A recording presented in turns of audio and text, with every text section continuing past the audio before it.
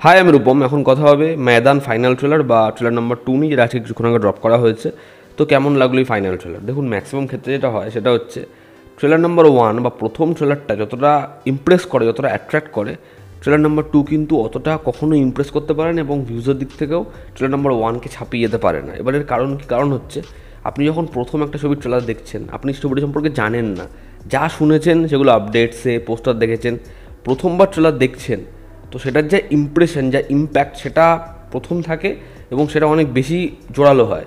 কিন্তু যখন আপনি ট্রেলার 2 বা ফাইনাল ট্রেলার দেখছেন, তখন আপনি অলরেডি ট্রেলার 1 দেখে নিয়েছেন, এবার তারই আপগ্রেডেশন দেখছেন। তবে বহু ফুটেজ, বহু সংলাপ, বহু জিনিস রিপিট হয়, যে কারণে সেটা কখনোই আগের মতো ইম্প্যাক্ট ফেলতে পারে না।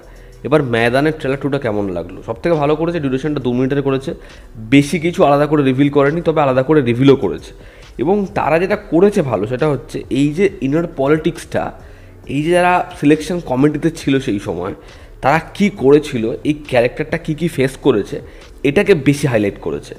দেখবেন যে ক্যারেক্টারটা আছে কবির চাক দে ইন্ডিয়ায়, সেই চরিত্রটা এই গেমের থেকেও একটা বড় লড়াই কিন্তু ছিল নিজের সাথে, এই জনগণের সাথে, ভারতীয়দের সাথে, এবং সেটার জন্য ছবিটা কিন্তু একটা আলাদা জায়গা পেয়ে যায়।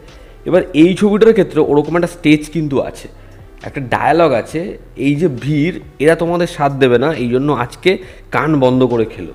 তার কারণ হচ্ছে কখনোই এই ভিড় এই খেলোয়াড়দের থেকে খুব স্যাটিসফ্যাক্টরি কিছু পায়নি, যে কারণে এরা কখনোই এদেরকে সাপোর্ট করে না এবং কোচকে রিজাইন করে দিতে বলছে। ওই কাট আউটগুলো দেখবেন, এদেরকে ফিরে যেতে বলছে। সেই সময় টালমাটাল দেশের অবস্থা, তো সেই সময় একটা ওই হিন্দু মুসলিম নিয়ে খুব সমস্যা হচ্ছে। এবার সিলেকশন কমিটি সেই সময় রুদ্রনীল ঘোষের যে ক্যারেক্টার, গজরাজ রাওয়ের যে ক্যারেক্টার, তারা দেখছে যে এই ক্যারেক্টারটা, অজয় দেবগনের ক্যারেক্টারটা রাহিম, এ তুলছে কী করে এই প্লেয়ারগুলোকে?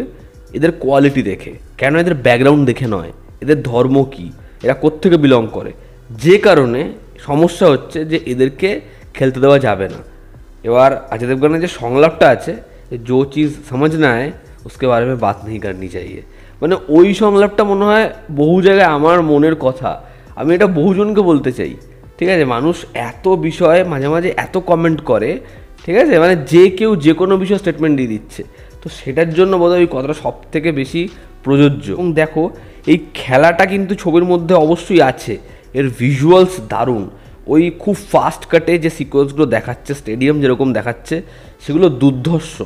কিন্তু কোথাও একটা গিয়ে এই ছবির যে ইমোশনাল অ্যাসপেক্টটা, এই ছবিতে ইনার পলিটিক্সের যে অ্যাসপেক্টটা, সেটা অনেক অনেক বৃহৎ। একদম শুরুতে ওই যে ডায়লগটা আছে, প্রিয়ামণি ওকে বলছে যে আমরা সবাই জানি যে ইন্ডিয়া কখনো জিততে পারবে না, কিন্তু তুমি একা মানো ইন্ডিয়া জিততে পারবে, তোমরা এটা কখন মনে হলো? এই যে প্রত্যেকটা সংলাপ এবং সেই সংলাপের থ্রু একটা সিকোয়েন্স, এটা কিন্তু সত্যিই খুব ভালো। এবং এই ট্রেলারটা আসা সত্ত্বেও তোমার দেখো কিন্তু এটা মনে হবে না যে প্রচুর কিছু রিভিল হয়ে গেছে, বরঞ্চ মনে হবে ব্যাপক একটা শার্প এডিটিং দেখলাম, কি কালার গ্রেডিং, মানে অজয় দেবগনের পারফরমেন্সের জন্য আরও একটা দিক দেখলাম। আমরা যেটা দেখেছিলাম ট্রেলারে সেটা হচ্ছে ইমোশনাল, নাহলে অ্যাগ্রেসিভ।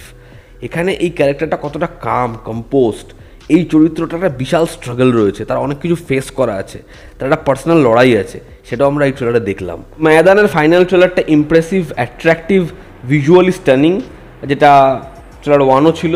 তবে এই ট্রেলারটা এক্সট্রা হচ্ছে এর যে কোর ইমোশনটা, সেই দিকটা, এবং এর যে ইনার পলিটিক্স, যেটা বাদ বাকি স্পোর্টস ড্রামাতে খুব হালকা নুনের ছিটের মতো থাকে, কিন্তু এখানে সেটা একটা মেজর পোর্শন থাকবে, যে কারণে হয়তো এই ছবিটা বাদ বাকি স্পোর্টস ড্রামার থেকে অনেক বেশি ম্যাচিওর এবং যত্ন নিয়ে করা হয়েছে, এটা এই ছবিটা পরিষ্কার করবে। তো দেখার এই ছবিটা হয় কেমন। আমি এই ছবিটা নিয়ে ভীষণভাবে এক্সাইটেড, এবং বহু ছবির ক্ষেত্রে ট্রেলার নাম্বার 2 যখন আসে বা ফাইনাল ট্রেলার আসে, আমি বলি এটার দরকার কী ছিল, কিন্তু ময়দানের ক্ষেত্রে সেটা বলতে পারলাম না। তো এই ছিল আজকের ভিডিও। আমার এই ট্রেলারটা খুবই ভালো লেগেছে, তোমরা যারা দেখেছো তোমাদের কেমন লেগেছে জানিও। জনতা আমাদের পাশে আছে, আবার দেখা হচ্ছে, টেক কেয়ার।